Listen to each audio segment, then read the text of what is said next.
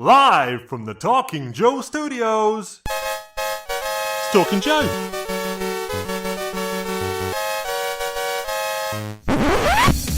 Talking Joe is on the air. Hey, it's me, Mark, and welcome to Talking Joe, the G.I. Joe Comics podcast. Now, today we've got a special episode as we will be looking at G.I. Joe Sssilent Missions, Crimson Guard, with the creator of the comic, Gabriel Hardman. Now, this issue was brought to us by writer and artist Gabriel Hardman, colours Matt Hollingsworth, and I will be talking about this comic, not by myself, but as always, I'll be joined by my regular co-host. It's a real American Tim. It's Tim Finn. Hello, Mark, listeners, viewers. Let's bring in our guest. Welcome, Gabriel. How'd you pronounce your first name? I've probably done it wrong. Oh, well, it's fine. I mean, look, I work with people from all over the world, and they pronounce it all sorts of ways. But it's Gabriel. It's if it's professional circumstances, sometimes I'll accept Gabe, but most of I prefer Gabriel. And online, I heard you described as Gabriel Gecko Hardman. Is that a true thing? Is that a nickname? Is this the internet? This is a controversial subject. Perhaps I had an earlier career in comics, drawing them under another name, and sometimes I confirm this, and sometimes I deny it. So, Were those other comics bad? Well, I mean, I drew them when I was 18 years old. And, I don't, do you want to go back and look at the stuff that you did when you were 18 years old? It's probably not as distinguished as what you would do today. So, I just want to say my friend is just injured his legs and he's laid up for 3 weeks. And I just gave him a comic book I drew in 8th grade. Okay. Well, look, I'm sure that but I'll bet you could do something better now. So I mean, there is, I had an early career from like a couple of years in the mid 90s where I drew comics under a different name. This is my real name. I wouldn't make up this name, but and why I picked a fake name when I was a teenager trying to break into comics and whatever, you'd have to ask dumb teenage me. I don't know. But was it because you thought maybe you'd get better and come back later? And oh yeah, that sounds like a real teenager level plan there. No, I mean, Stan Lee's his name, that pseudonym, was because he was embarrassed. Right, exactly. Well, this was not because I was embarrassed. It was just nonsense that I made up. I mean, the real story is I was a teenager and I was, for a few years. I mean, I started when I was like 14, sending in samples to try to get work for comics, and I kind of persisted in that for years. But the part of the inspiration for the Gecko thing was I was a big fan. This is not a G.I. Joe angled answer here, but I was a big fan of the Velvet Underground and Lou Reed and the Andy Warhol's Factory and I was an artsy kid, and a lot of those people took on different names that were very obvious. They're not naturalistic sort of names, and so I thought it would be funny to just have an absurd sounding last name, and then I kept, but then I was committed to that once I started putting it on the sample things, right, and then and then that's how people knew me within comics, and then I couldn't, and I was getting to the point where I was gonna transition out of it, but then the comics industry collapsed, and I went on and did storyboards for years and didn't come back till later. So when I came back, I was just me, and so it gets to be a separate career. We often start with this question, physically, where are you? I'm outside Boston. Mark is on the south coast of England. Yeah, I'm in Los Angeles. Hollywood, to be specific. Which is convenient if you want to work in the movies, which brings me to kind of a blurb about you. So introducing Gabriel Hardman, an American illustrator who has worked on comics for DC, Marvel, and Boom, starting out on Marvel's War Machine in 1994.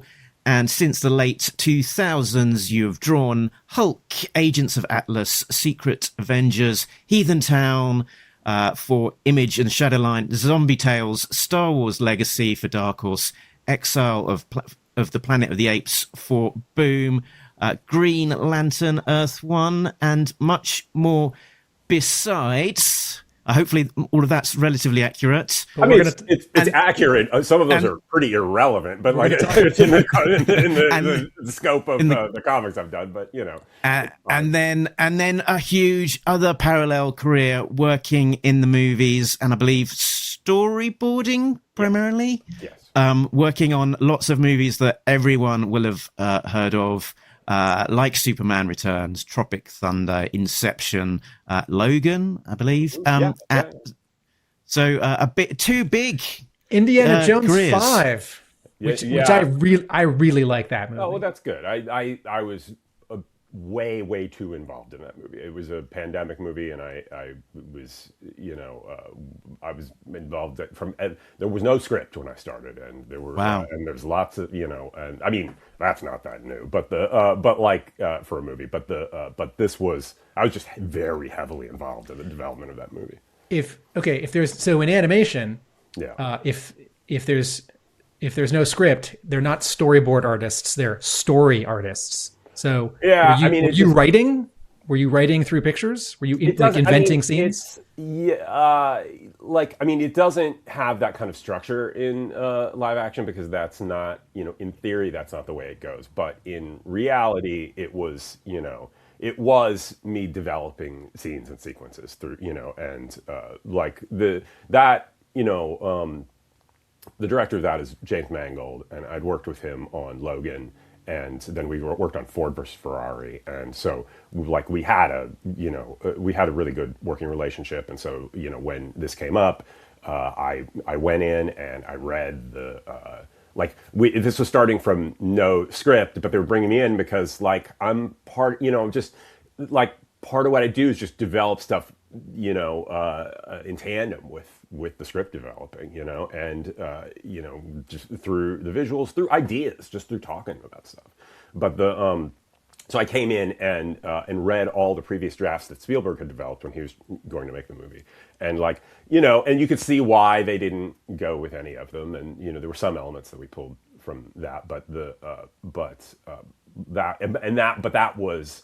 I went to the studio to read those things, and that was the day before everything shut down in Los Angeles for COVID. So so then I never met in person with anybody again. It was all virtual for the rest of the thing because it was shot during COVID as well. It just post took so long that it kind of seemed like it wasn't a COVID movie anymore, but it was. And. I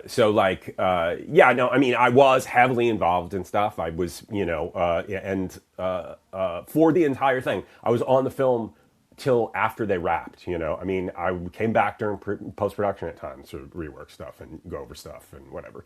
I just, but I have a good relationship with the director and everybody there, I hear that movie took an extra long time to make and an extra lot of money to make because there was a lot of, shall we say, post-production.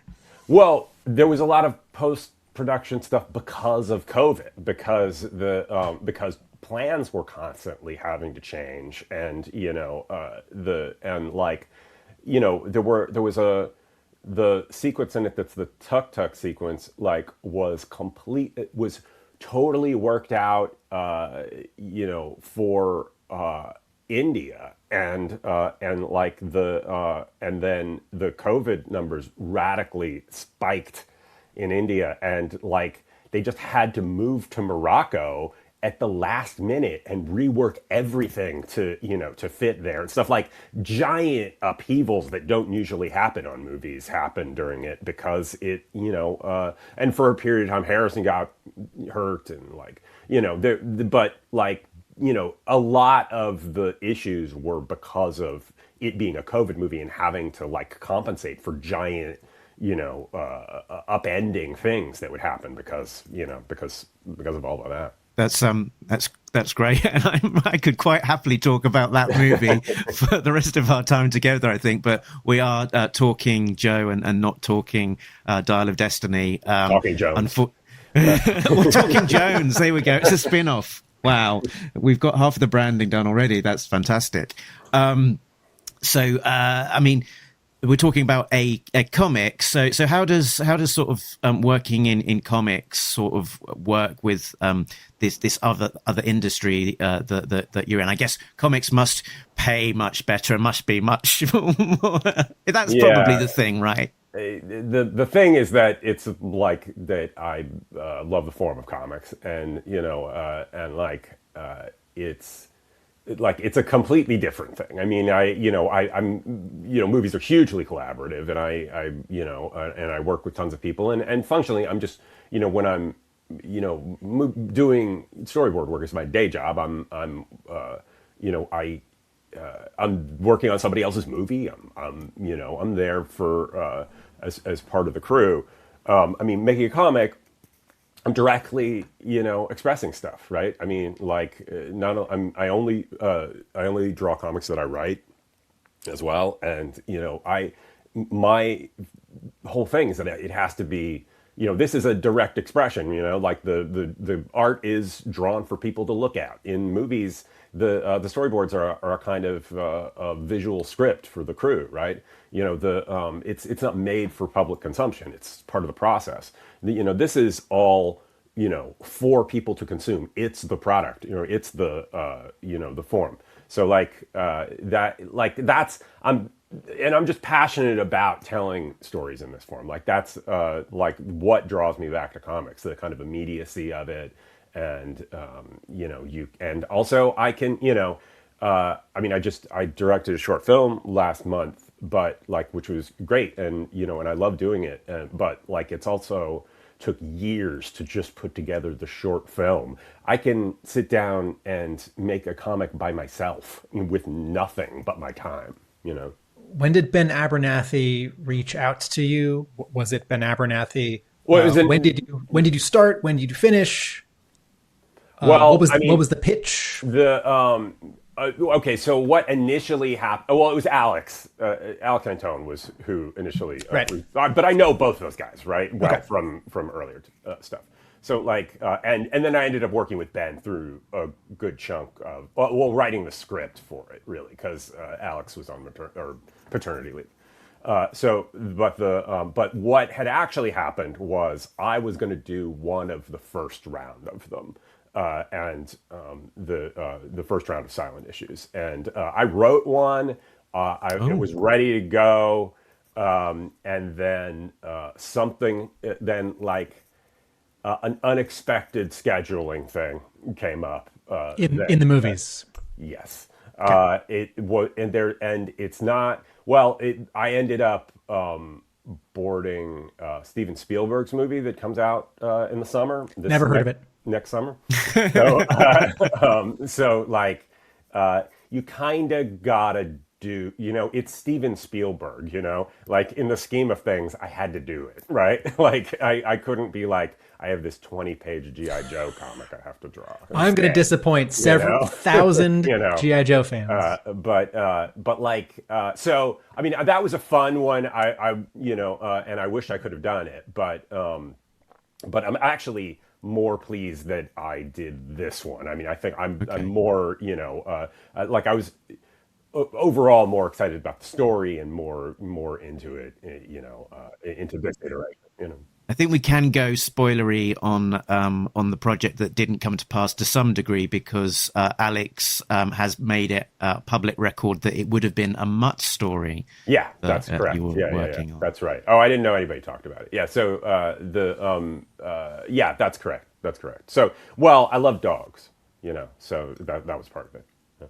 I will phrase this as a comment and not a question. It would be great if somehow that story could get out there. Yeah. Maybe someone or you could draw it in the future. Yeah, no, if there were another round of this or whatever, I'd be happy to. It's sitting right there, something I already figured out. Tim, should we go back in time? Yeah. Do the question you always start with. So, a young Gabriel Hardman. What was his first encounters with G.I. Joe? There's an awful lot of Easter eggs and characters, and it feels like you must be someone that knows G.I. Joe and has a great affinity to it. But is that true? Did you grow up with G.I. Joe and were you a fan? Well, I mean, I did. I mean, I watched the cartoon. I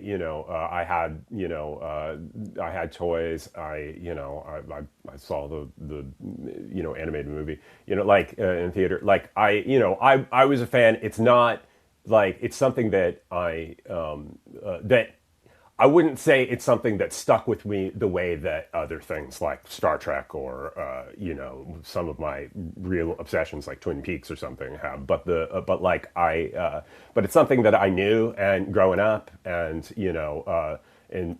was a fan of and engaged with and stuff. And so and then when when the initial opportunity of this came up, I had Alex send me all of those compendium books, and I just, the one thing that I didn't really do, I knew the silent issue, and I had a certain amount of experience with G.I. Joe comics, but I didn't really read G.I. Joe comics. I don't know why exactly. I mean, I can't even, it kind of seems odd that I didn't, but because this is right when I was a comics fan as well, becoming really hardcore into comics. But, when I was 10, 11 stuff.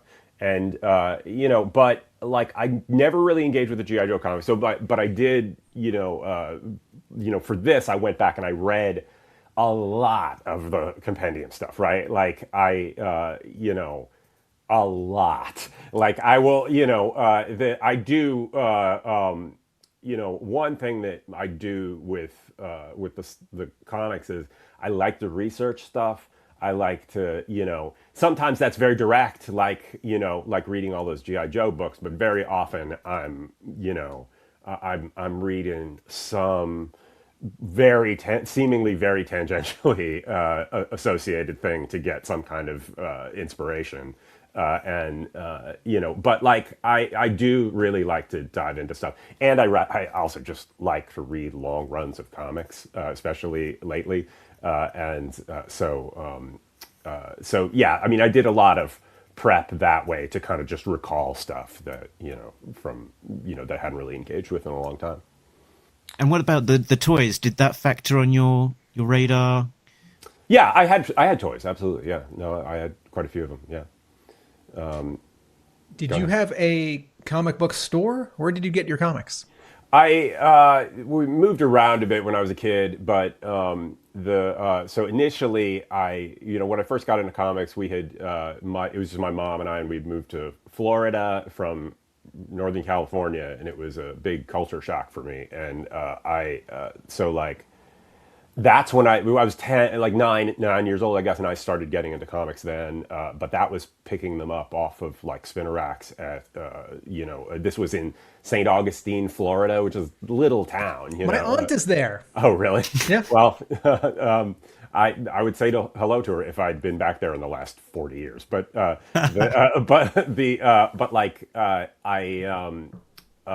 was just picking them up from convenience stores and stuff off spinner racks. There was no comic store. Then we moved to another town in a bigger city in Florida, Sarasota, after that, and they had a comic store of sorts. This guy Russ had a comic store downtown, but it was really a used bookstore that had a little section for comics, but it was a direct market sort of thing, so I could get stuff and more reliably there. So that's when I when I was 12, I dependently had that's when I was kind of hardcore able to actually follow stuff, because newsstand is a crapshoot. You don't necessarily get every issue of everything.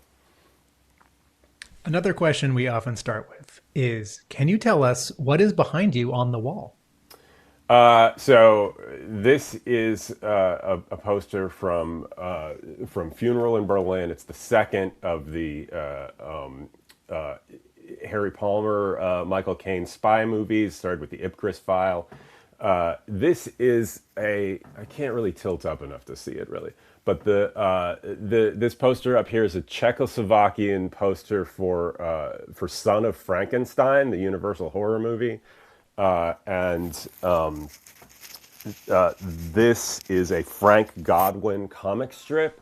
It's like he was, I'm a fan of original art and stuff, but I love comic strip art particularly, and illustration, and also comic stuff. I have more comics art in here, but if I had a more mobile camera, I would take you on a tour.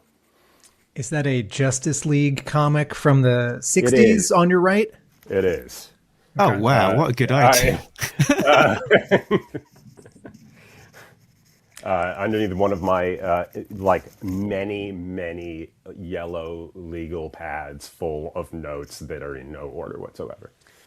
Generally, were you in storyboarding or in working in comics before COVID? Were you going to meetings and going on sets, and now it's all from your studio or home office? I mean, largely in my it's there's nowhere to go in comics, but like a convention or something, and maybe going by the offices. But if you're working at Marvel, you don't even want to go to the offices because it's not a pleasant place.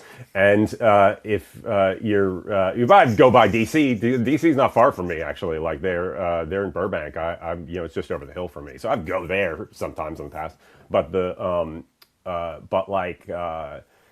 movies, yeah, like for many years, storyboard artist sounds like I'm, sitting in a room just drawing little pictures and sending them off somewhere. That's kind of what I do now. But like in the past, what it was, it was like I was on set all the time. I'd be on, for whatever reason, I'd always be the guy who was on movies for a really long time. And so I'd be on through shooting, spend a lot of time on set just hanging out, trying to talk to the director, and I shot some second unit and stuff like that at times in the past. And I spent an enormous amount of time on set in the earlier part of my storyboard career. And then I kind of pulled back from it and pushed more to work from home when I got into this phase of getting back into doing comics and boards.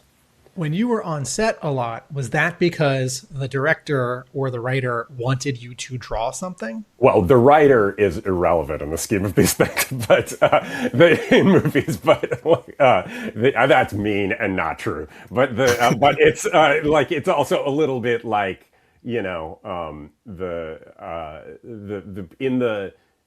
it's all about making the movie. Like the writer may or may not be involved, but they don't really have much say or power by the time we're making the movie. And so it's about meeting with the director. Usually it's not because they wanted me. It's most of the time it's because I have to figure out stuff. I need answers. So I need to talk to the director, right? So I go down there to try to talk to him between setups or whatever. Okay. Part of why I'm asking is that this comparison I'm making is that in animation, particularly TV animation, it's all in a very specific timeline, right? The script is written and then it's storyboarded and then it's animated, or it's storyboarded and then voices are recorded and then it's animated, and there isn't more storyboarding done later to fix animation. Well, but on a movie set, you were telling us that there's a lot more back and forth. It's not, there's nothing that structured about there's obviously structure and shooting schedules and making your day is very important and all that sort of stuff, but it's also very much like a big rambling mess that you're always trying to keep under control, and and things get constantly revised. And one of the things, so with animation and TV animation, right? I'm speaking with authority, even though I know zero about what I'm talking about here. I've never worked in TV animation, or animation at all. If you're creating all of the assets, right? Like it's, you don't have to go to India and then you can't get into India and you have to move to Morocco, right? Like there aren't going to be there's a million practical real world things that impact making a movie that, that change all the plans all the time. Because when you're making a live action thing, over the years, increasingly, these movies are virtually animated, right? So it's become more and more like that. Which I'm not a fan of. I'm a fan of making things for real with real actors and real people and real sets, and I'm not against visual effects at all. But I think that what excites me about films are performances and the way the story's told, and and a kind of practicality. But it's, if you're making an animated thing, you have backgrounds and character animation, and you have all that stuff. That's not going to run. There will be problems, but you're not going to run into the realities of the world that will change things constantly. But there's also very often in features, the stuff isn't figured out, and you're just still figuring it. You're building the plane while you're in the sky, So if that's probably not the metaphor, but we're going with it. It's a big kind of, especially a feature, is a big mess most of the time. But and sometimes not. Christopher Nolan. I worked with Christopher Nolan on 3 movies, right? On Inception and Interstellar and that third Batman, and he is very ordered about things. Like, I would be on the movie for 4 months exactly. We would do the work beforehand.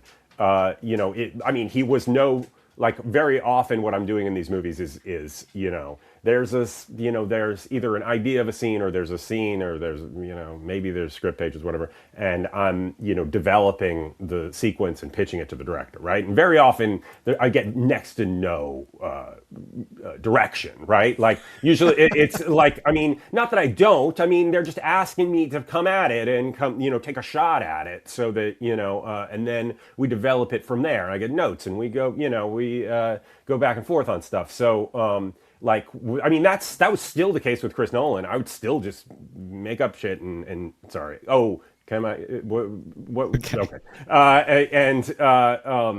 And then present it to Chris, and then he'd make notes, and I'd change it and stuff like that. But the most nailed down maybe is Spielberg in that way, because he comes at it with his specific visual ideas and stuff more so than a lot of other directors now. But he's also Steven Spielberg, so. Yeah. So, okay. So I like all this. I want to keep talking about movies. Going back to that G.I. Joe comic. Yeah. When did you start on the Crimson Guardsman special? And how long did it take you? And what was the interaction with editorial? Well, when I started, I'm not sure. It was last year, certainly. But here's the thing, this took me a bit longer to get done because I had a big personal crisis thing in the middle of doing it. My mother got very ill, and I had to go to Florida to take care of her, and and then she passed away a month and a half ago. And sorry to bring up this bummer of a thing, but that's the reality of what was going on when I was trying to make this comic. So it was something I started and I had written, and then and then all this happened, and so I was I kind of ended up having to work on it in a little bit more staggered way, because I was traveling a lot and doing stuff that that was taking up my time that way. So it's hard to pin down exactly how long I did a few pages of it, and then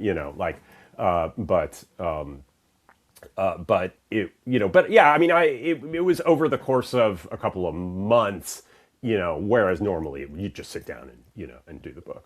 Who picked the villain? Well, it was there were choices, and and my initial thing was Destro, and then but then somebody else had one already or something, and I wasn't married to that, and but Alex had said, hey, if you want to do a Crimson Guard story, you could kill him.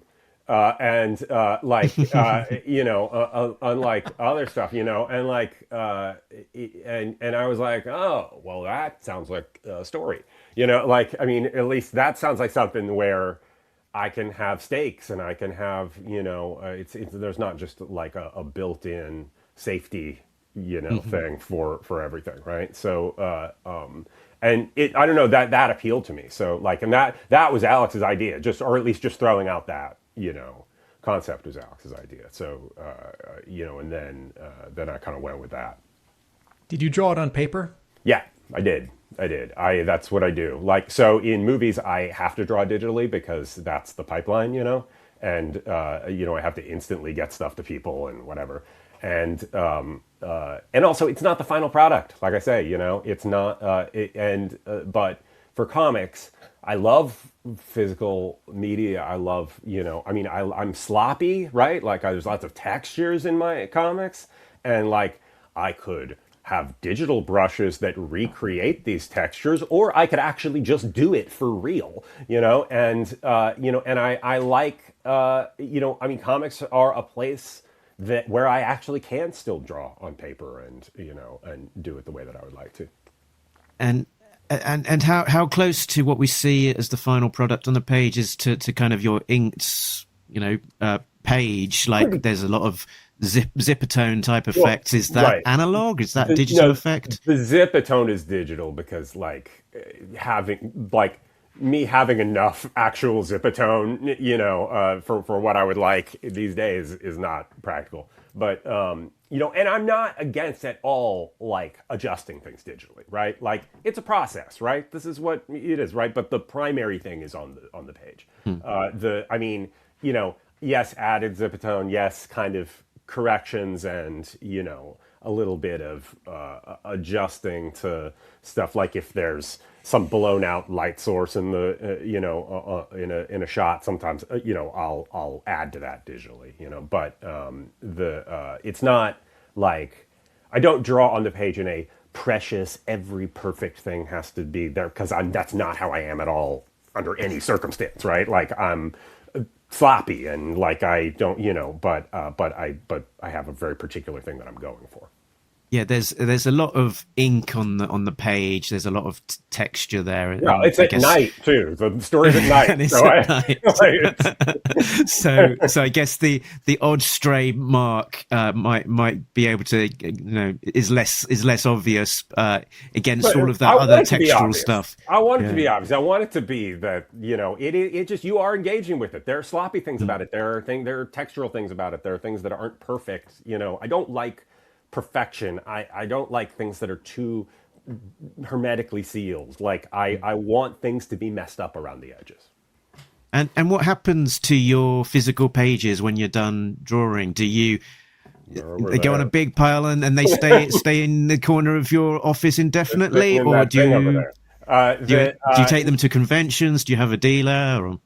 I don't have a dealer anymore. I actually, this is a whole thing. I don't want another dealer, but I need to set up a thing like just to sell the stuff. I've just been too busy for I've been over the last several months, a year or so. I have a DC book, Batman, Green Arrow, The Question, Arcadia. That's it's a graphic novel length thing, right? It's 4 32-page issues. I, write and drawing that. This, I'm writing a Rocketeer comic. I'm some storyboard stuff as well. I keep telling myself I'm going to set up a thing to sell the pages. And based on emails, people would like it if I did. But but I'm also doing work and making money right now, and it's hard to to stop to do that. How are you scheduling? Because a 4-issue miniseries that you're writing and drawing, it's a much bigger swing than a one-shot comic. Oh, absolutely. Yeah. So how did you work it out with DC, or how did you know it's like, well, this director is going to need me starting on this date, we'll figure it out and issue 4 might be delayed. These are such charming ideas that things could be figured out. Because sometimes DC seems to start miniseries before it's all in the pipeline. in this instance, it's the only thing that actually, well, in reality, I figured out this whole schedule and it made total sense. Then my schedule kind of got blown up because of having to take care of my mom and stuff. So like that, the fourth issue of the Batman book is a little late, and it's just because of that. It's like a thing that happens in life and you can't deal with it. You can't predict it, and you just have to deal with it. So like some things got a little bit late, but not really. Like just the fourth issue of the Batman book is a little bit late, but like otherwise I had kind of worked it out that I would do. I was going to finish all of that first, then to do the G.I. Joe book, and then it didn't. But then everything got completely screwed up schedule wise, so I had to kind of push the G.I. Joe book into that schedule. But you knew you had a chunk of time before your next movie gig. I never know that. There's no way of knowing that. Like, there's like I can know that I could talk to, a director that I know or whatever and go, hey, so what's going on? Are you going to start, and then there's kind of vague, well, I don't know, this may come together or this may, or nothing may. And like, that's what, there's never a kind of solid ground under your feet like that, right? It's always kind of like maybe something will happen or maybe it won't. And the movie business is a really bad place right now. Like the entertainment business is being destroyed, but there's very little things are being done. Certainly not in Los Angeles, but that's less relevant to me because I'm more, I kind of just work from where that's more for on-set crew people. But like there are very few things being made, and people are having a really hard time getting things made, and so it could come up whenever. I always have. This is why I'd agreed to do the first G.I. Joe thing, but then the Spielberg movie comes up, and then I kind of have to. I have relationships with these people. I knew Spielberg from he's a producer on Indiana Jones and other things I worked on, but like he'd like my boards from Indiana Jones, and then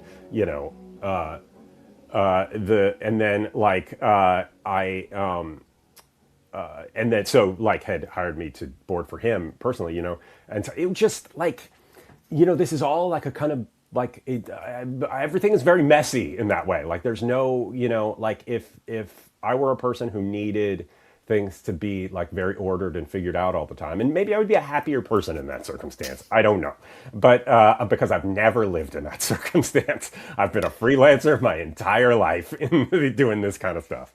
Can you contrast between doing this 20-page wordless G.I. Joe story that's basically a solo book, although maybe it's a duo book, and this 4-issue Batman Green Arrow question miniseries? Yeah, I mean, it's that's not wordless.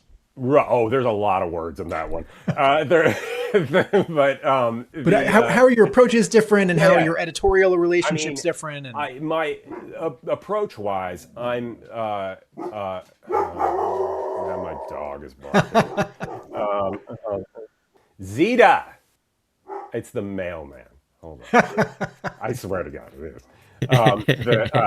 Okay, Zeta. Okay. It's a lot of mail today. Okay.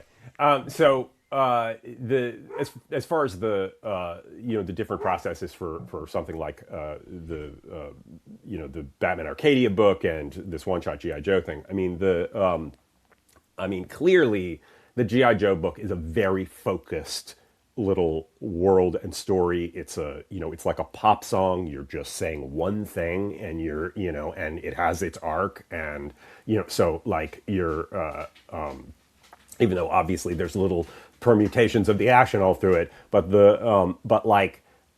so it's about like a singular focus on this one idea and pushing it through to the end. The other the Arcadia book is a big sprawly kind of semi-political thriller type book where, with three main characters who are all being, trying to balance out while they're in conflict with each other, and their individual stories are developing over the course of it. I'm trying to shape these arcs to get us to a place where we're, where everything pays off thematically. There's big themes that I'm balancing out. It's a much more epic sort of task to take on, and it feels like it, right? I'm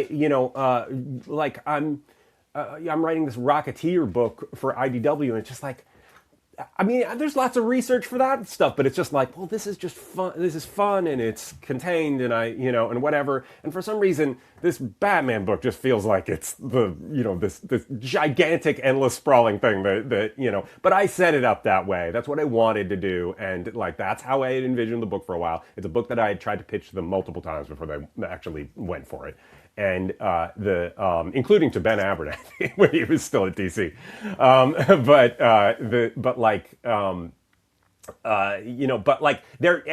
the process of I do a lot of research for the Batman book, right? I read a lot. I read, I have this thing where I I'll read practical research stuff, but I also go, what's a big theme of this, and what kind of classical literature or whatever, something that seems really not necessarily directly related, but I'm gonna find some obscure inspiration from, or watching movies or whatever, But the G.I. Joe book, in a way, is a little bit more. It's the most in a way, developing the action scenes and stuff I do for movies, right? Because it's a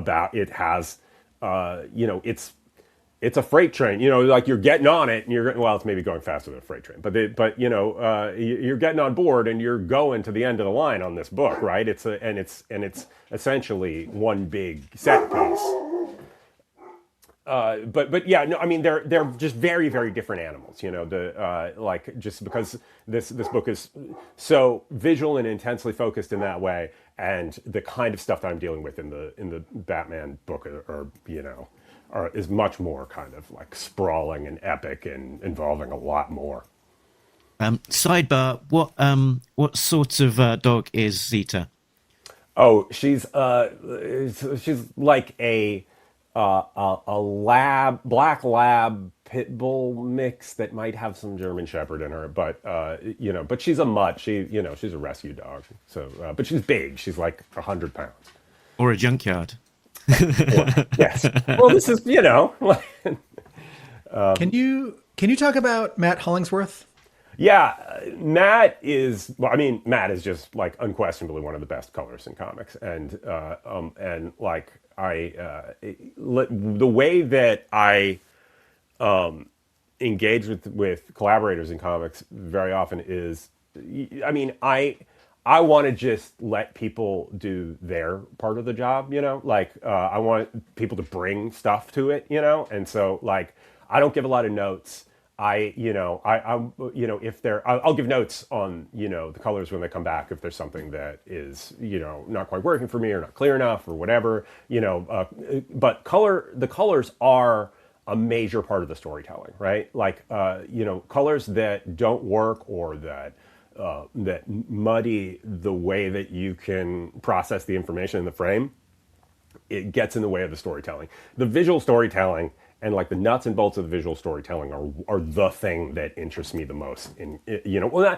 Telling the story, all the things interest me the most, but I'm very focused on the visual storytelling. And so when you have collaborators, you need collaborators who are also going to bring the same level of visual storytelling to it. And coloring is not just, putting colors in there. It's making choices that tell the story. And Matt is just somebody who's on the highest level of being able to do stuff like that. So bringing it back to, I guess, the start of the project, you've landed on a character.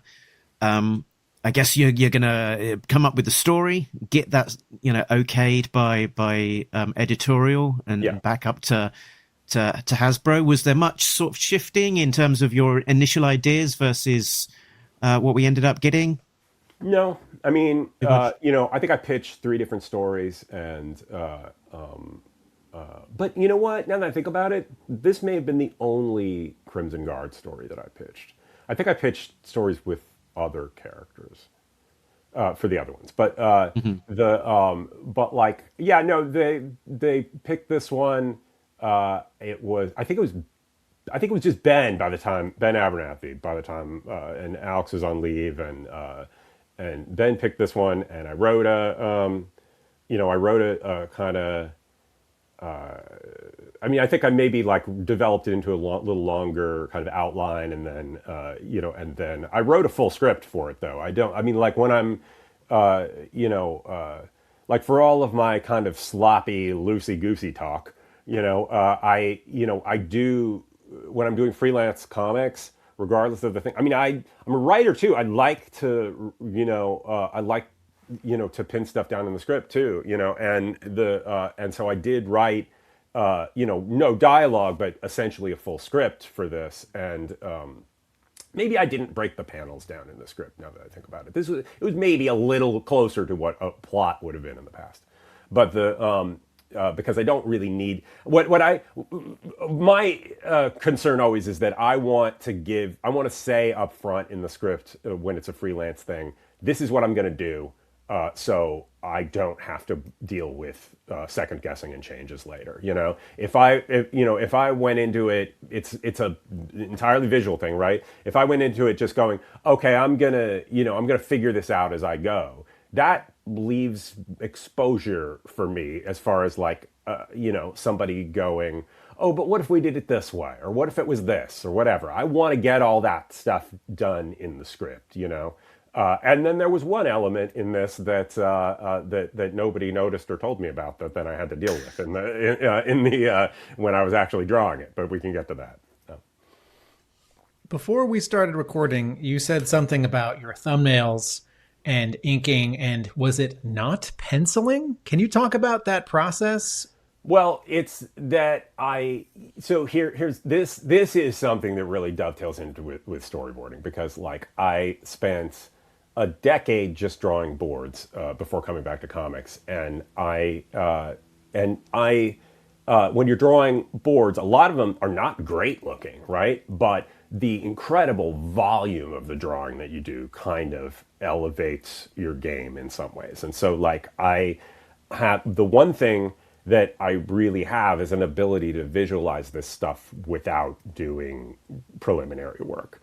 So I'm not, when I very often am just, I have the storytelling of the page in my head, and sometimes I will not even do the roughest layouts. I will literally just go straight to the board and draw it.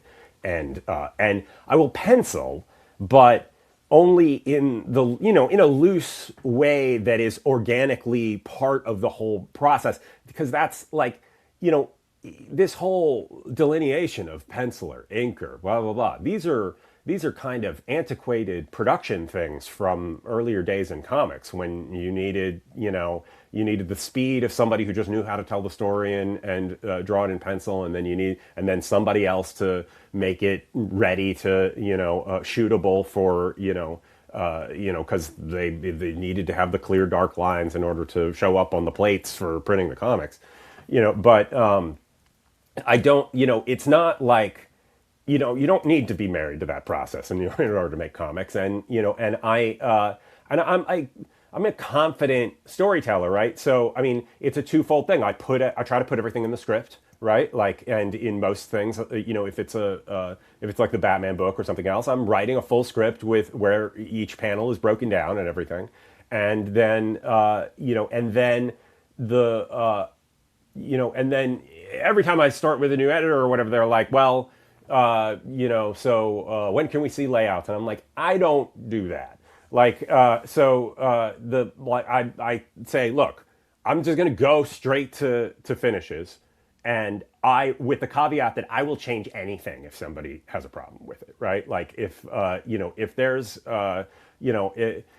if a whole page doesn't work or this doesn't work, whatever, I will go back and make those changes. I would rather, it will take me less time to just, there was a time early when I came back to comics where I was like doing layouts and sending them, and then I don't know if I ever really did pencils, but I certainly did layouts, and it took me so long to draw the layout in a way that someone else would understand it, compared to like, I don't need that. I can make this nonsensical scribble on a page and know exactly what I'm doing and go straight to the final thing, right? So you're talking about like the sparsest of chicken scratch, like ovals and lines for people not and even bodies that. and perspective. I mean, I don't have those kind of. I don't have formal illustrator training exactly. So I don't really construct things in that normal way, but I just make almost abstract, like shapes, right? Like shapes that, because it's about the way the story flows through the page, and moving your eye from panel to panel. It's about like how these shapes work on the page, basically. And then and so I'll just go directly to inks, and I mean, honestly, I barely get any changes, I mean, it's there was one in this, but it was about content, not about was a gun shooting someone too much? No. Well, I could have imagined that happening, but no, it was that it turns out that there are no, like, as we'd call them in movies, ND, like, regular guy military guys in G.I. Joe. Oh, everyone had to be a specific Everybody Joe. had to be a specific Joe, right? So that was like, I did not realize that, and nobody told me that. And so when I was in the middle of actually drawing it, it was like, oh, wait a second. Like, who is this exactly? This shadowy character in the background, or who is that, right? And I'm like, a guy? And it's like, no, it had, like, I'm like, oh, okay. So like the fact that G.I. Joe is like entirely made of specialists does not seem like the greatest tactical move for me. It seems like maybe you need just for the sake of storytelling, maybe you need some people who can get shot and stuff sometimes, but whatever, it's fine. Those are the rules. That's fine. Or get bitten by a crocodile. Oh man, that was a moment. Actually, I had to have somebody saving him, right? Like, so initially, that was the one thing. Actually, it was I made that an ND guy who could just get killed and eaten by a crocodile, and like it was like, no, it has to be a recognizable Joe, and that and it's like, okay, so then he has to, then he can't just die. We can't just run away and assume he died. So I had to rework the next page a little bit to add in the other Joes pulling him away and trying to save him. Do you remember the guy who saves him, the medic? Do I know the name of the medic? Or yeah. What? Yeah. It's meant to be the medic, like that. No, the answer is no. I don't remember. I don't remember. I know the visual of him, and I can't remember the. In the preview version that Mark and I have read, that medic is colored green, and I think that was no. I think that may be like an earlier iteration. Okay, there were some things where like Matt Hollingsworth's not a fan of G.I. Joe, and we're just like trying to figure it out. And there's the woman who tells us who is who and stuff. And, Diana Davis probably said, "Oh, this is Lifeline. He's in red." Yes. So I mean, it may be that I think that's you're just seeing a slightly earlier version of it where we hadn't gone back and fixed some of those. Yeah.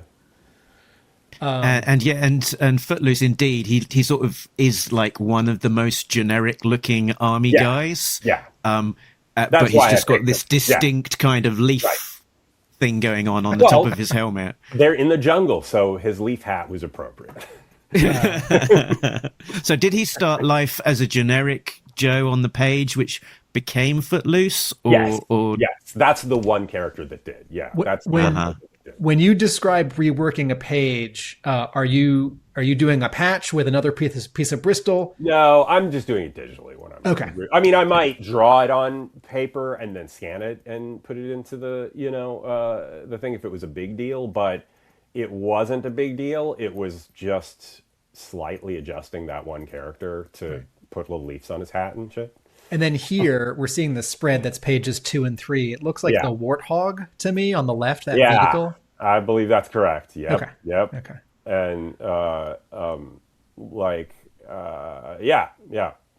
Yeah, there's a lot of Easter eggs here. You kind of sort of, get your eyes close to the page and squint, and you're like, okay, that guy, that's Recondo, because he's got that kind of boonie hat thing going on, and that must be Flint, because I can recognize a beret and a shotgun, and so there's a lot of fun of trying to figure out who these guys are, and there is for it being a sort of spotlight character issue focused on the Crimson Guard, we get a glorious array of different Joe characters and also vehicles sort of spotted, I figured that I mean, part of that was deliberate just because this is a random, like the Crimson Guard guy's a random guy that we don't know, and so having an element where having these kind of familiar buttons and stuff to hit that can go in there without feeling extraneous because they're moving through this world and running into different people seemed like an opportunity to me. There's a storytelling device, which maybe I shouldn't say out loud, such that we can follow specifically the Crimson Guardsman. Yeah. Who is there it is. Yeah, there it is. And I thought that was clever, and also that's appreciated because there have been stories in G.I. Joe and otherwise where you're supposed to follow one thug or one sort of masked bad guy, and it's like, which of these three is the one that I'm following? Well, they're all they're all got bags of money. Right. This is one huge, a lefty. Right. This is a huge thing to me. I mean, so it's two-pronged. I made this difficult for myself deliberately by having the two characters who were dressed the same, right? I wanted an extra difficult storytelling challenge in it. On the other hand, I endlessly fussed with how do I make sure that we can read who's who this whole time, right? And that's kind of the moment you put the camera behind both of them, we don't know which one is that's which. True, but it's about gauging when you have to know. Right. So there are plenty of times when they're looking at something else when it's just not crucial that we know exactly who's who. And at the moments where it's crucial for identification, for reading the reactions and whatever. But that's part of why I was able, why I felt like if there's just going to be a dog in the background of this, I'm sorry. That's when my feeling about cracking the helmet and having the eye exposed, then at least it gives you kind of gives you a little emotion. It connects you to them in a it's I don't know. I just felt like it's an obvious storytelling thing, but I also, and it's also a limited one because there's only so many angles where you can't just have frontal shots of people all the time, right? So, so it's about gauging when you absolutely have to know that or not. Hold on. Lots of mail today getting delivered. Okay. I've been on the receiving end of that as well. I've got dogs. I was going to just say, putting a pin in that point with the cracked mask and seeing the eye. I think it's a great device for being able to tell the two characters, but also, and you alluded to this, it helps with the dramaturgy of having all of that expression in the face, which is otherwise covered up by the mask. Although I am a proponent of the idea that you can express these ideas without a literal, expression, right? Like the way that you're framing something, the way that the story is told, the circumstances you can, because it's what's his name? It's like the Kuleshov thing in sorry, I went deep. There was a thing with the Russian filmmaker kind of professor, filmmaker guy in the silent era, where he did an experiment with film where you took a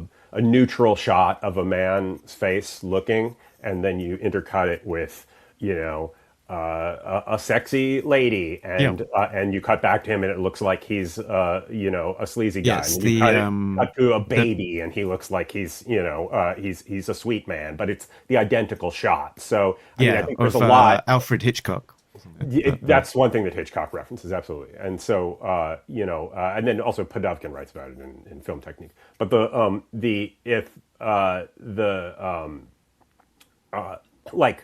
I think you can get a lot out of what's ostensibly a blank expression, right? But this was serving me in two ways. So we're looking at a page right now. 1, 2, 3, 4, 5, 6. It's got 6 panels. Yeah. And there is a traditional take on a 6-panel page in comics where it would be 3 tiers, and the 2 panels on top, the 2 in the middle, and the 2 on the bottom would all be the same size or roughly the same size. And you've got here, 3 of them are smaller. One of them is an inset panel. Yeah. And there's even some negative space under the first panel. Yeah. And the first 4 panels are like a little bit more trapezoidal or parallelogram than rectangular. Yeah. Can you talk about the shapes and the design of this page, which I think is page, it's 4 or 5, Mark? This is 4, including the double page, isn't it? Yeah, I think this would be 4. So I mean, a lot of this stuff is like, when you say it out loud, it just sounds dumb. But the off kilter stuff. I mean, the diagonal panels, I mean, are just meant to give you a little bit of like disorientation, right? Like it's a situation where he's just coming out of being rocks falling on his head, and so so I just want it to have a little bit of feel of we're coming out of that. I generally like to transition into I like to transition into scenes with a close up of something, or something like speaking of Hitchcock, there's a Hitchcock thing about action where you don't like the traditional way of presenting something is you have a big wide master shot and then you go in for close-ups, right? And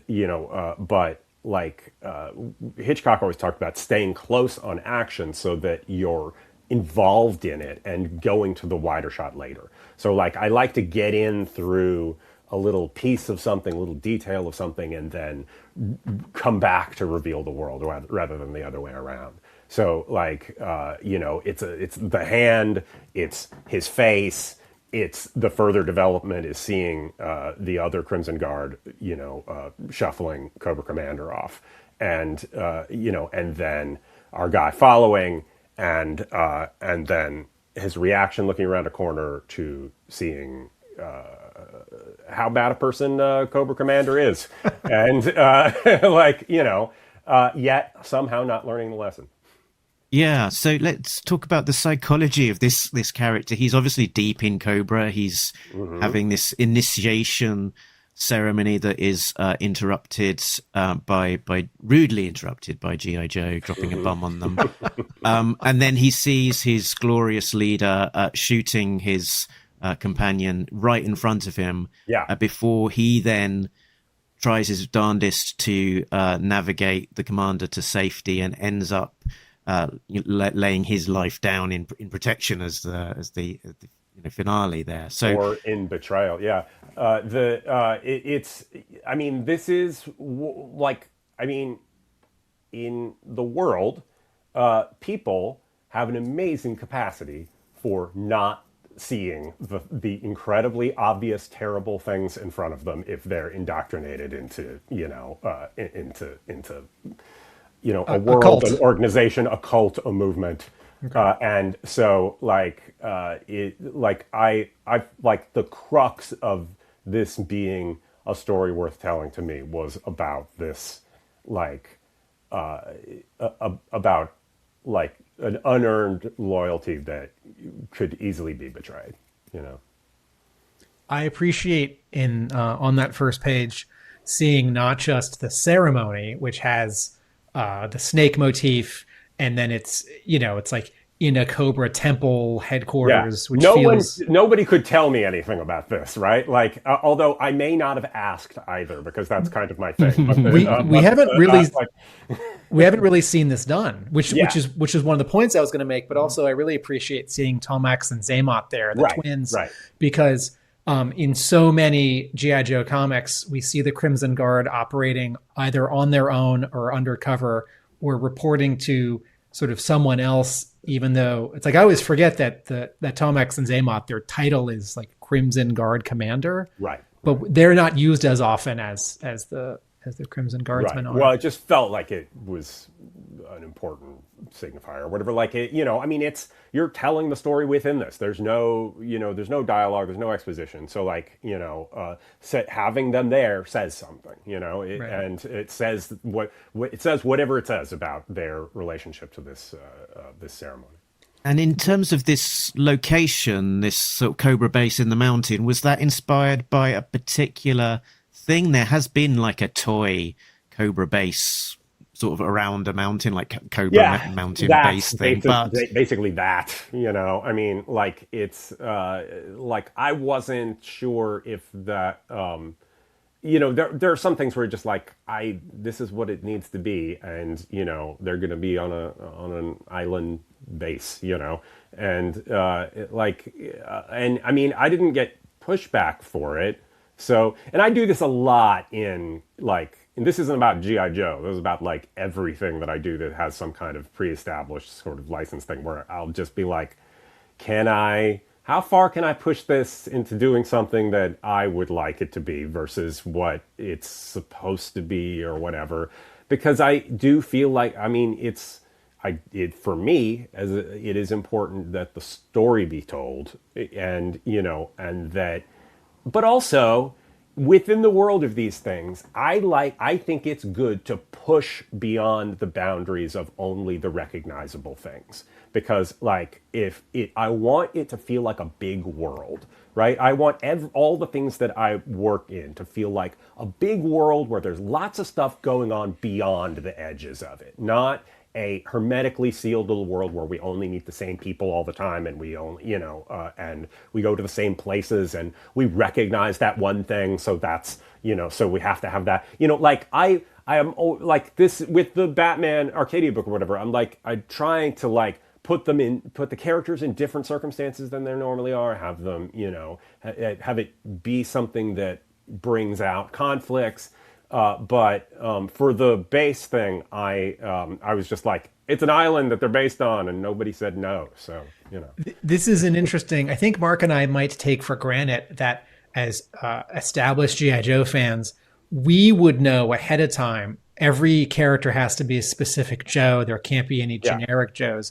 But sort of on the flip side, but no, you could invent a new base. It doesn't have to be the one base that was a playset in the toy line, or like the one base we know from the comic book. And it's like, no, you're encouraged to make up a new base. There can always be a new base, but don't make up a generic guy. Right. Sure. Yeah. Basically. Yeah. I mean, I get that though. I mean, I mean, I don't quite get the no generic guys thing, because it really seems like they need them. You can't invade an island with just a bunch of specialists. But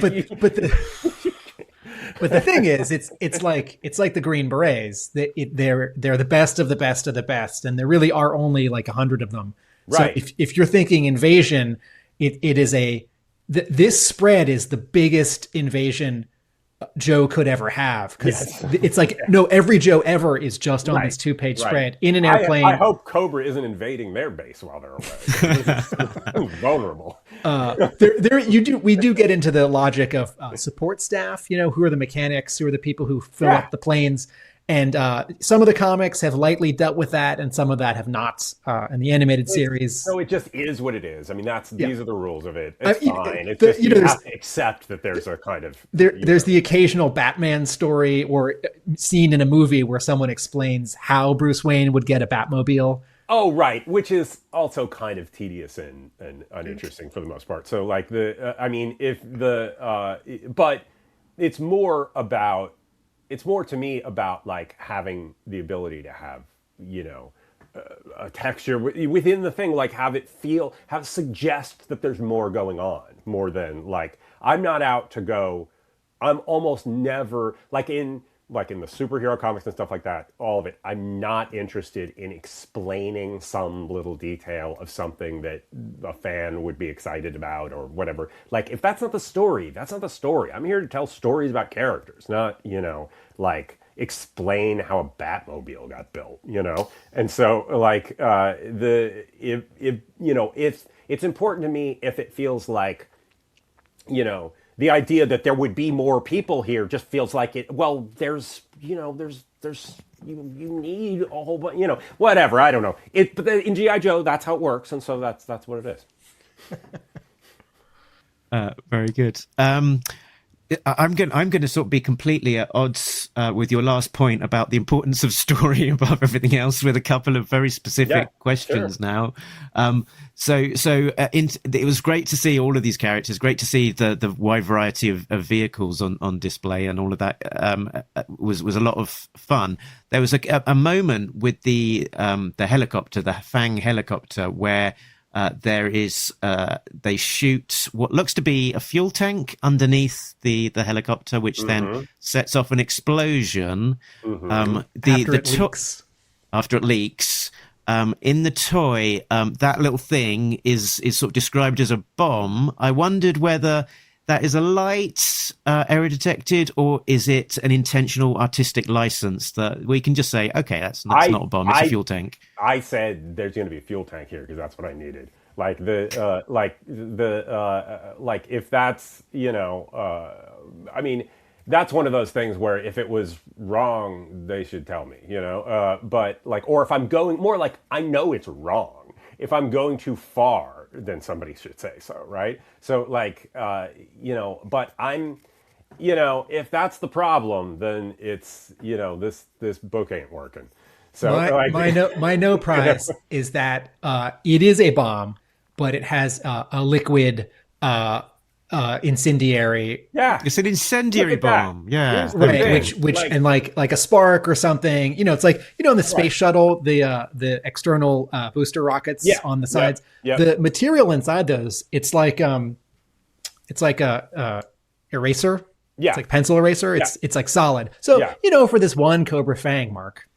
I like that. I like that explanation. That works for me. And I think that actually is a little bit of the way I approach this stuff of not explaining stuff, but like, very often, there's this need, or people are driven to explain things in stories that you don't need to explain. And you can like, because you can approach it. The reader is doing a job here too, right? Like you're approaching it. You're going, well, how does that work? Like, that thing's supposed to be a bomb, but and look at this lovely explanation you've come up with. Mark, are there some other specifics you wanted to ask about? My other specific was the submarine at the end. Was that an invention, or was it inspired by a toy? There's a toy by a really goofy looking toy that that wasn't credible looking enough to be the real submarine thing. There's an adaptation of it to look. There's like a weird, goofy little submarine called the Man of War, and it looks like a version of that, but the toy is a bit weird. It doesn't even really read as a submarine, right? So I had to kind of adapt it into something that. Mark, is your fan nitpicking query that toy was actually am I remembering? Was that submarine a G.I. Joe vehicle and not a Cobra vehicle? Oh, there's a Cobra one too. Right? There was a blue one called the Barracuda, which was repainted as the Cobra Man of War.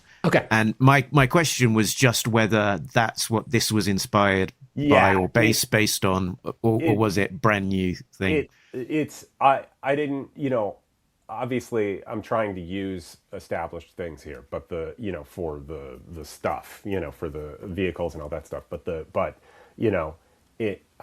didn't, it didn't look good, like it was, and it didn't really read like a submarine, and like, and I think Diane was like, oh, this is basically the Man of War, right? I'm like, yeah, and but it's just an adaptation of, to look like that toy is so, it's like it's a very looks like a bath toy, or exactly. That's that's what I'm getting at. Yeah, it doesn't. It looks like maybe this toy is an interpretation of a real thing in a very cartoony way. Gabriel, I don't know if you spend time on the internet or your phone watching videos, but in 91, 92, and 93, the G.I. Joe toy commercials were not kids playing with toys and animation. It was live action actors doing these like 20-second live action G.I. Joe movie scenes. And there's an actor who played Duke who's in all 3 years of them. And one of the ads, I think in the first year, the guy who's playing Duke, and these were filmed in Canada, he's in the Barracuda, the blue, one of these submarines. Okay. And so he's like in this tiny set where they've built a little bit of a wall behind him, and there's like one little portal behind him, and you're like, oh, and he like pulls in a periscope. He's like, gotta go down. And then it cuts to a model that they've put underwater, and then like a kid's hand is holding it. Oh, okay. I've never seen these. No, I don't remember these. So this, live action movie crossover there. If I could have referenced that if I'd known. But but yeah, no, I mean, it just needed to work better, and this is a different, like, look, they made a different model of the thing. Like that goofy bathtub looking one wasn't working, and this is a further iteration of it. Yeah, I have no objection to that, to that one being reinterpreted however you like it. I think you're the first person to attempt to draw it in a comic. Yeah, and probably the last. So. Gabriel, do you feel that 20 pages is a good amount of space? I'm really used to comics from the 80s and 90s and aughts where the story was 22 pages. And I know that before that, like Marvel stories were 17 pages. But this is the thing. Mm-hmm. They have been different, like, page counts all the time forever. Okay. And it's just that, like, people of a certain age, I don't know how old you are, but it was the thing for a period of time when you're a kid, and then you focus on that, and then it's like 22 is a magic number or whatever. And I don't think it means that much. I mean, I think that I like, but do I always want more pages? Yes, I do. So like it's not like I mean, I did these Green Lantern Earth 1 books that were graphic novels, so like the whole thing is done by the time you're putting it out, and by the end of it I'm like, both of them, I'm going to the editor going, how many more pages can I have? Like, and like it just, and like, could I just get 2 more pages for this? I could make much more of a thing out of this thing with this. And then like, and then it'll get to the point where it's just like, no, there's no more pages. You can't have more pages. But like in this, it's 20 pages. I know it's 20 pages. I can't make it longer than that, and it's just about, that going in, so you craft it for that. And particularly in this, I mean, I would probably be more, I don't think I've done that many books that were 20-page books. So like most of the time it's, although most of the time I'm doing things in different formats too. Like, I'm doing a graphic novel, I'm doing this, the Batman books are 32 pages, each.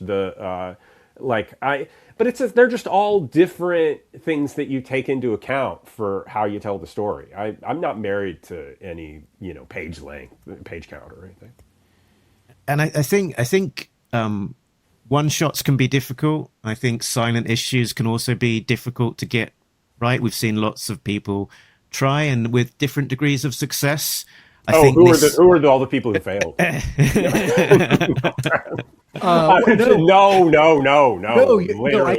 I can say this in a general way. Back in, I don't want you to, but go ahead. Back in 2002, Marvel did like 16 of them. It was a fun stunt called Nuff Said, and a whole bunch of regular Marvel, Amazing Spider-Man, Uncanny X-Men, whole bunch of regular Marvel issues that month, clearly inspired by Silent Interlude, although they never said so, were wordless, and some of them did not work. Oh yeah, I mean but here's the thing too, it's a high wire act, right? You're trying to do something, and when you're trying to, like, if you try to do something with ambition, you want to try things and not play it safe, and everything doesn't always work, right? Like, and you don't know if it really works until people read it. So, like, I give just as much credit to the people who tried to push it and didn't quite succeed as anybody, because, like, it's, if all you're doing is playing it absolutely safe, you could, everything could be in big, wide, medium shots where everything is explained all the time. But, like, what you want to do is go for it and try to make people care and, push things and push things to the point where they might not succeed, And so if it doesn't succeed, it doesn't succeed. But I don't begrudge people that. But I think this one particularly was really successful. It looks great. The art is beautiful. Well, thank you. And also sort of it's got big stakes. It's got lots of characters, lots of action. And you sort of introduced kind of a generic trooper, but you kind of you build stakes and you sort of invested in this character's journey, and you sort of don't know how it's going to play out, and it sort of ends on a slightly different note to the regular one of a bit of a hoo-ha. We've accomplished the mission. Let's go home, boys, kind of thing. Which is which is often how these things kind of wrap up. So yeah, I think it was really great, and the other element about it being specifically a silent issue is that to some degrees that element works better or worse. There wasn't any points in this issue where I felt that it suffered for not having any dialogue or needing a caption or anything like that. So the silent component of it seemed to work really effectively as well. I mean, it is it's a thing where if it feels like somebody could have just said something and it would have fixed all this, then that's bad, right? Like, if you put yourself in a situation where, and I feel like there's a little bit of hand waving in this, right? Like, but about around the, whether people would be talking or not. But like, I think that I wanted to keep it as much as possible a thing where, they're in circumstances where they're, trying to get around in a stealthy way. They're, or somebody might overhear them because the Joes are everywhere. But that said, I mean, probably the ideal version of this probably would have been a single character going through all this stuff, right? Because that would obviate some of that. But I don't know. It interests me less, because what interests me is how characters interact with each other, So like, and the dynamics of characters, people interacting with each other. In a film, two actors acting together, like it, going to, a monologue is a lot less interesting to me than a scene between two characters. And, and so like I just felt like I needed to go down this thing where there's the two people who, there's a question of trust. There's a question of all these things between them, as opposed to just an individual trying to survive. You probably have a G.I. Joe question. I have a non-G.I. Joe question. No, I think I've covered the main bases of what I wanted to cover, other than getting into real intricacies of a page by page discussion. But so I'll hand over the baton. I've got a G.I. Joe question before my non-G.I. Joe question. Gabriel, can you talk about the cover? Yeah. What was your approach to the cover? And was this the first thing that you drew for the issue? It was definitely the first thing I drew for it, and I colored the cover as well, which happens more and more now. And I'm not sure what happened exactly, but I'm coloring covers all the time now. But because it never used to be a thing. But it was like I just wanted. I did turn in a couple alternate sketches for the cover that I probably should have sent to you guys. But it's all of them were more or less something with the two of them in peril. Obviously I'm putting Cobra Commander on there, in his regular outfit, just is a sort of signifier. It's not exactly what's in the book. But but I wanted to make it clear that he was in there, and having two different Crimson Guard characters would not say that, and because that's the central dynamic, and I think it's important to know that, and it's more, it's a kind of symbolic version of the end of the story. I will say, for the three people in the extreme foreground. Yeah, I don't know who those Joes are. I was going to say, I'm okay with that. And I'm also okay with not knowing if they're Joes or not. It could be like other terrorists, a third party antagonist. Exactly. It is a little bit about saying, I didn't want people to go, oh, it's so-and-so and so-and-so, whatever. I want it to feel a little bit more symbolic, if it got more specific than just saying Crimson Guard and Cobra Commander, and they're in this, potentially deadly standoff.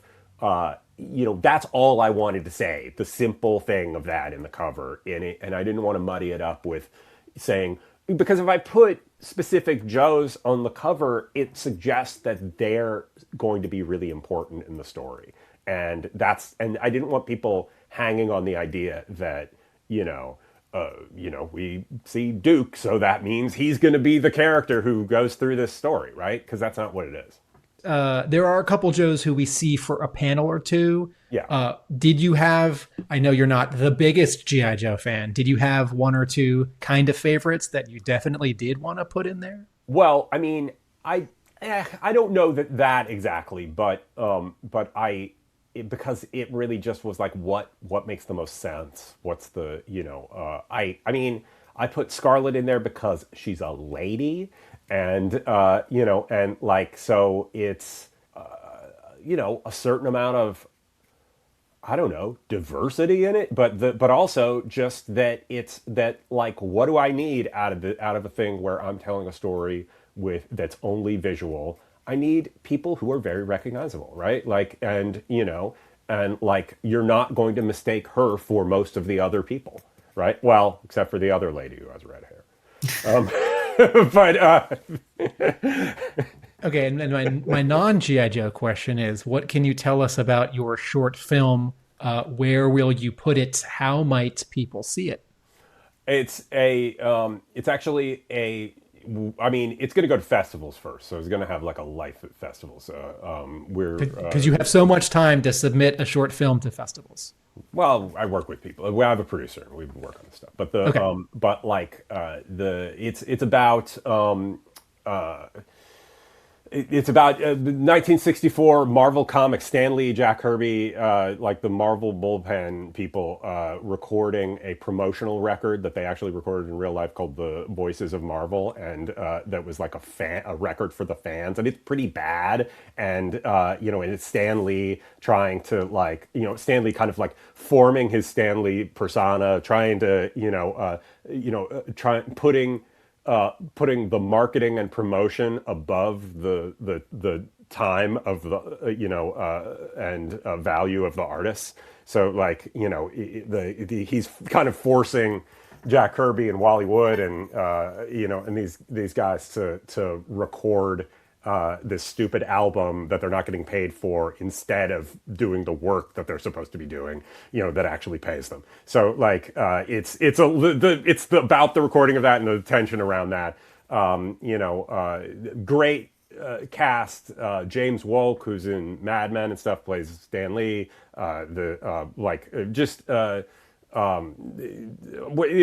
was a great experience. All great working actors and stuff. We shot it in this beautiful vintage recording studio. It's a high class operation, and and the movie's, it's good. It's like a 10-minute short, and it's really fun and really worked out, and I love the experience of making it. I've directed stuff before, but it's been a while, and I'd never directed like a whole, like there's an ensemble cast. There's 7 actors in this thing, right? Like all of the experience of that was great. I love actors. I loved working with everybody. And so yeah.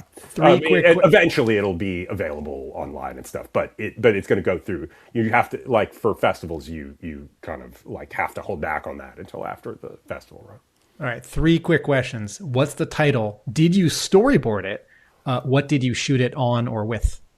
The title is House of Ideas. I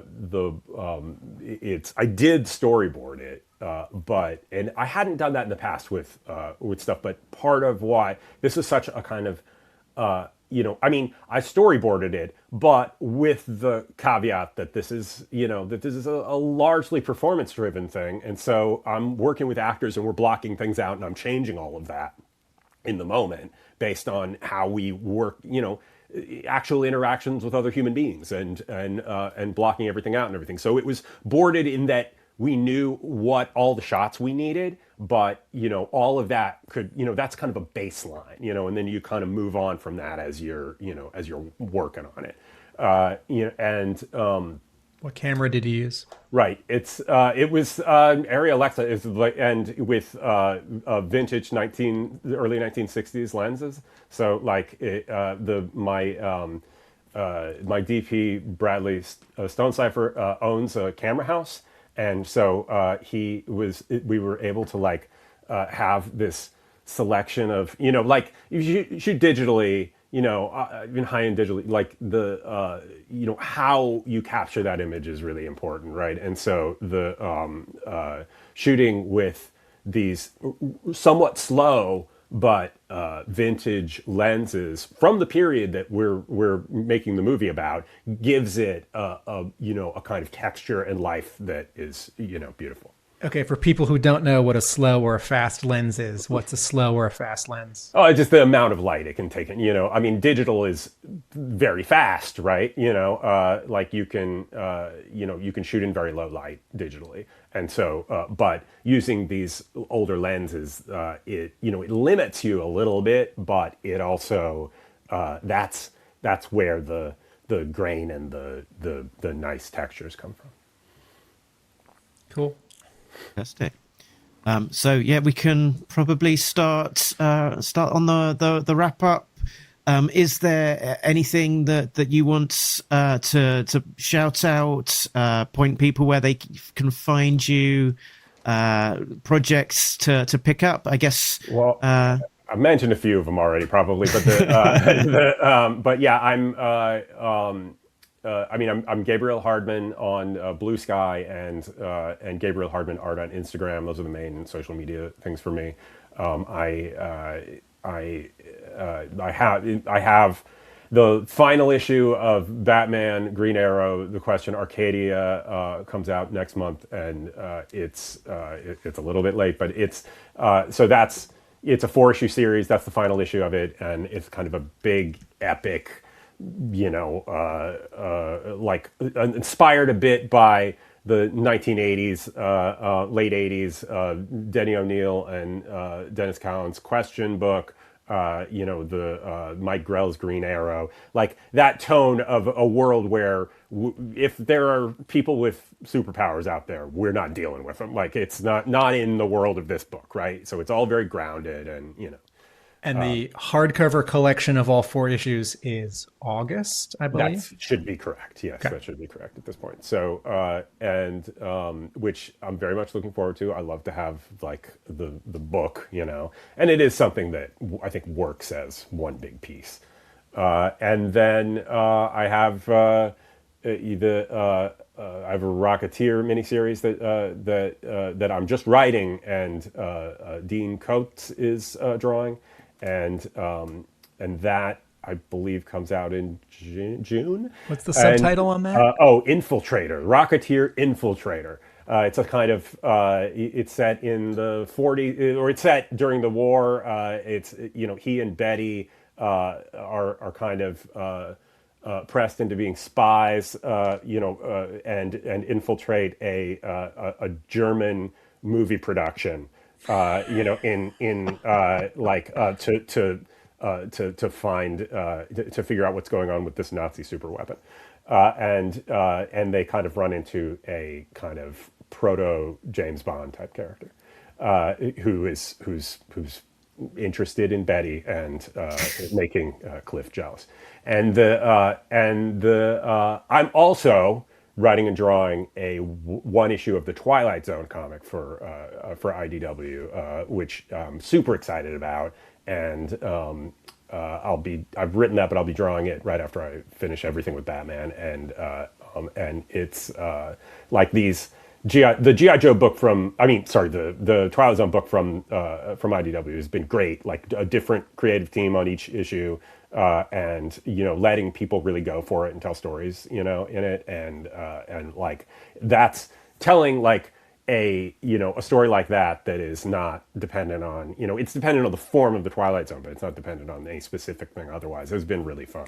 Oh, also it's in black and white. Initially, they just offered it to me to write and with somebody else to draw it, but like you never get a chance to do black and white stuff, and I love black and white. So like I just really wanted to do the whole thing myself. So thank you so much again for joining us and being so generous with your time.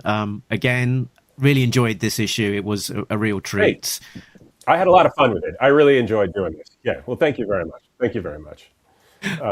And now you guys are going to do the part where you like go through it and talk about all the ways I failed. But hey, if that one color thing, if Lifeline gets colored red, then I got nothing. I think that should be. He's got nothing left to complain about. It. I'm almost positive that's just that was a late note that had to be revised. Yeah. So that was great, Tim.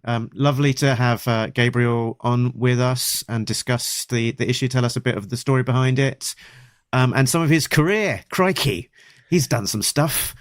Yeah, there are people who, I'm not talking about Mark Bright, I'm talking about other guys like Rodolfo DiMaggio, who drew comics and then left comics to storyboard for movies. And I have sometimes thought that person's comics were so good, I wish they would come back and draw comics. And it's cool that Gabriel Hardman is doing both.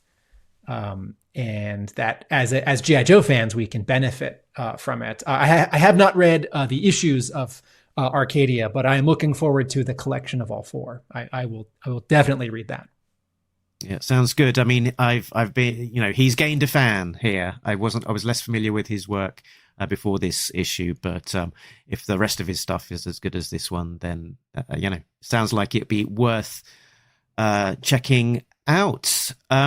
Yeah, which I think no secret there. We were both fans of this one. I really enjoyed this issue. I think the typical complaints that we might have about a silent issue just weren't there. It's sort of, there was this lack of dialogue or captions was not an issue. It was very easy to follow exactly what was going on. There was a hook as to why they were silent because of this element of sneaking around, trying to get past the Joes.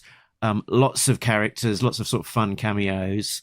And yeah, you didn't quite know where the story was going to go. And it ended up on a bit of a downer, which,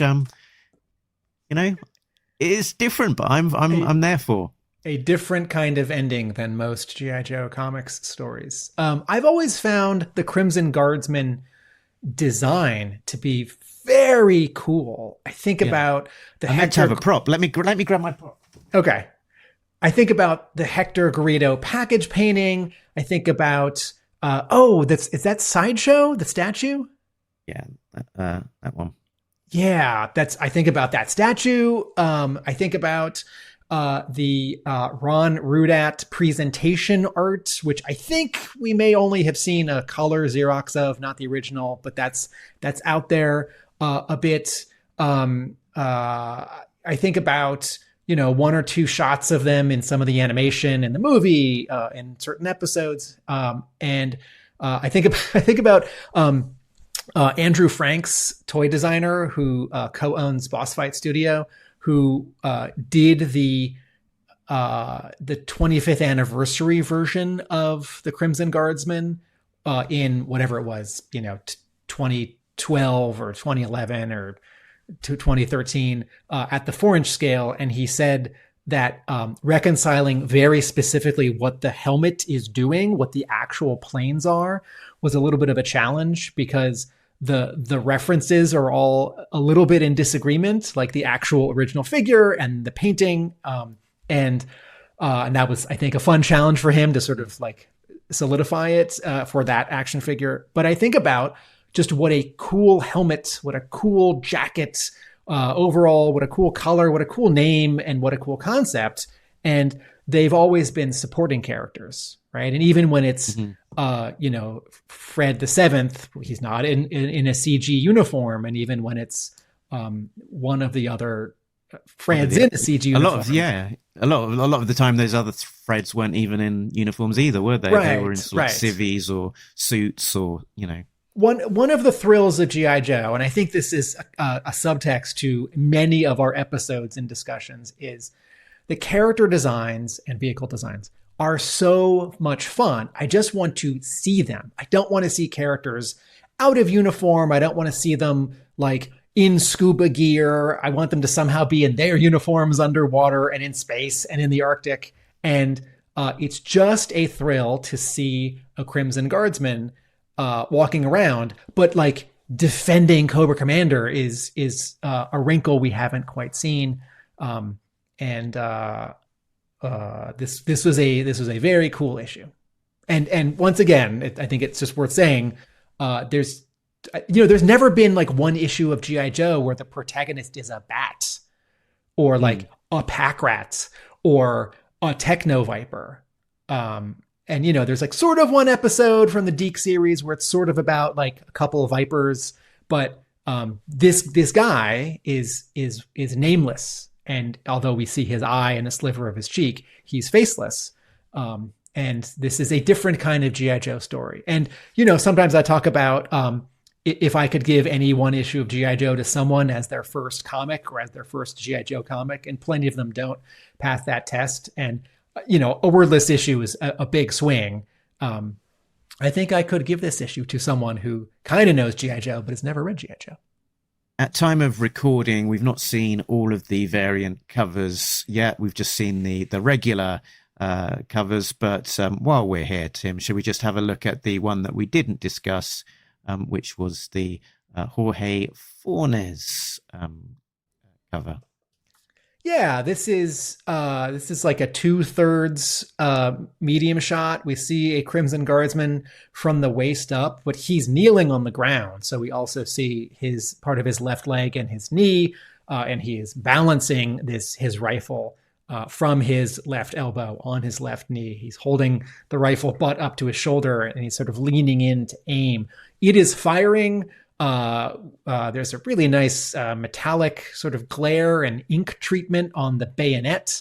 The background is a little abstracted. There's sort of three shapes of what on my monitor right now looks like a very, very dark brown and also like a medium pale yellow, which seems to be like wall behind him, yellow ground, and then shadow. But it could also just be some, color blocking to make him pop. And then the flash of the actual machine gun with some sort of angular shapes that are a little bit more abstracted, geometric than illustrative around the actual like fiery flare. And then a bunch of bullet casings. This is a cool cover, and yeah. I was just actually doing a zoom in on my on this cover and sort of just seeing all sorts of detail I couldn't really spot there before. The sort of the what I thought was black of the background is more of a dark brown, and there's a real sort of texture to it. It does sort of look very paint like dry paint. Oh, and then the muzzle flash has got like the sort of the zipper tone kind of Bend-Aid dot kind of effect. But the white almost looks like a layer of paint that's been masked on top of it, or like a little bit of cut paper. Is it possible this was drawn on a canvas? Could be. Like painted in color on a canvas. I guess we haven't looked, but now I'm just asking rhetorically. Have we seen the original artwork for this, Mark? Not for this one. I've seen the original art for the previous covers that he did, and then they were all black and white. So on paper, but interesting. It does it does look quite analog in terms of the treatment of this one, but it's a lot there in the detail if you sort of get into it. This is, I think, a 1 in 10. So it's what we're calling the letter variant. Given that this is week 2, we are on the O of Cobra being spelt out, and when we'll be at the end of it, we'll get the full set looking much like that on screen. Yes, if you have all 5 of these, do take a photo of your comic books laid out at the end of the month and send it to Mark or post it to the Facebook group. And then I think there's a black and white variant of the... Oh, you showed that one already while we were talking to... Right, yep. Okay. So 4 covers and then no 1 in 25, no 1 in 50, and no retailer exclusive variants? There will be retailer exclusives, but we've not yet seen what they are. So they'll be announced much closer to day of release. Peter Smith sounds like he's coming back to do some again, as he did for the first month. And then who knows who else we'll see with some of the other retailer variants. So that is it for this week of the Sssilent month. The next one up will be Zartan, out on April the 18th, followed by Copperhead and Firefly. Right, I think that is almost us done. Maybe we'll just give a shout out to our Patreon members, who include... Richard, Sam, Shane, Simon, Chris, Joe, Craig, D, Shane V2. This one has got a crack down his mask. Infinite Entertainment, Patrick, Gary V, Coldroff, and B. They are getting earlier access to these sort of episodes, as well as some exclusive content. I just want to do I just have this joke that will only work for this one episode. Can you put that tag back up on the screen? We'd like to thank our Patreon backers: Richard, Sam, Shane, Simon, Chris, Joe, Craig, D, Shane, Immortal, Infinite Entertainment, Patrick, Gary V, Coldroff, and B. Thank you. Okay, very good. Very good. Love it. Tim, where can you be found when you're not talking to me about G.I. Joe villains on a weekly basis? YouTube page at Atomic Abe, comic book store, Hub Comics, and blog, arealamericanbook.com. And if you want to find out more about the show, talkingjoe.co.uk is the place to find us. That points to all the places we can be found, including the merch store, the Facebook group, the Instagram, all of that jazz. Make sure that you have liked and subscribed, as always. So, Tim, I think that is us done. But before we head off into into the sunset, but before we abruptly close out with the screen going blank, can you remind our dear listeners of an important thing? Yes. Nobody Beats Talking Joe, an international podcast. Laters.